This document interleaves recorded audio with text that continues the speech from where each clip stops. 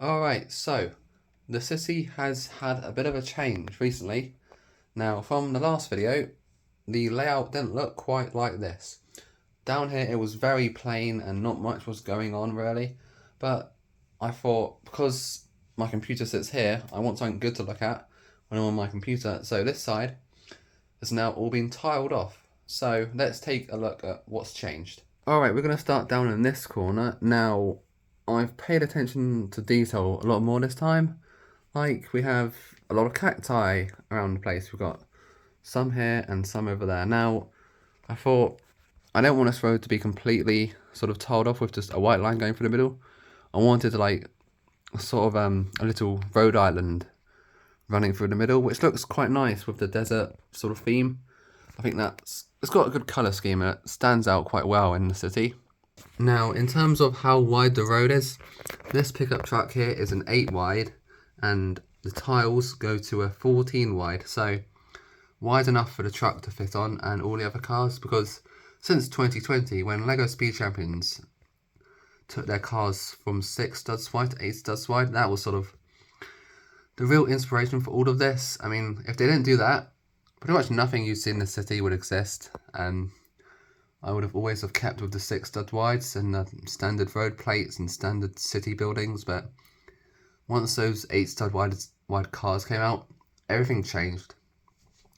So we have LEGO to thank for that. But yeah, so also that's another thing that's changed is the pavement on this side. As you can see, it slopes upwards this time, instead of having the sort of just one stud that comes up to sort of act as a barrier. Yeah, it looks quite nice actually. This is sort of how they look like in the USA. I'm not sure if I've got any photos from this summer, but there was a lot of like, I guess they call them sidewalks that look like this. That was a real inspiration behind these ones. So this pathway continues over the railroad crossing. Now I might do sort of like a little level crossing hand for the pedestrians. Of course there will be one for the cars, but I'm not sure about the pedestrians.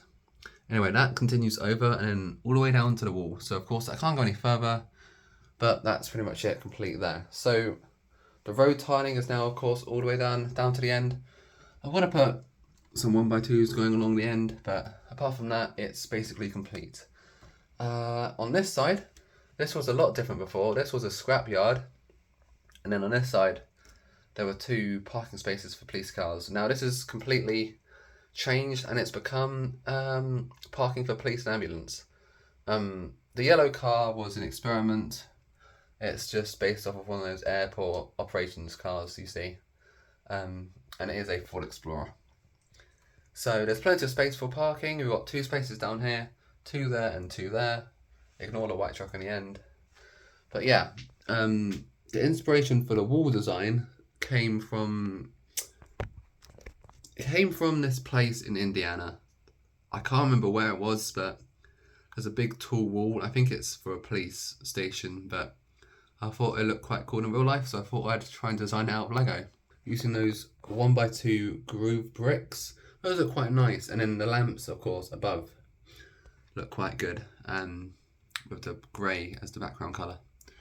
So that looks quite nice. Now, this area down here, nothing's really happened here. I know what needs to be done. I just need to order the parts. So for now, it's just all coned off. Yeah. Of course, I mentioned earlier there's more cacti down here. Now, a bit of a problem.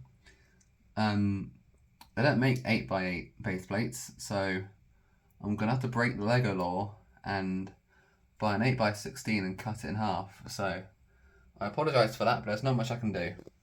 The downtown diner looks quite good down this end as well with all the cacti. I think I'll add like maybe an outdoor bar, maybe. We'll see. Or I might just do more sort of like cacti stuff with like dead bushes and sort of those 1x1 dark tan colours, I think now. Dotting them around over there. That would look quite nice, I think. So yeah, that's pretty much it for this update. Another thing I forgot to mention actually, this thick line here will move and then be replaced by more dotted lines for the turning lane. But yeah, I think that's it.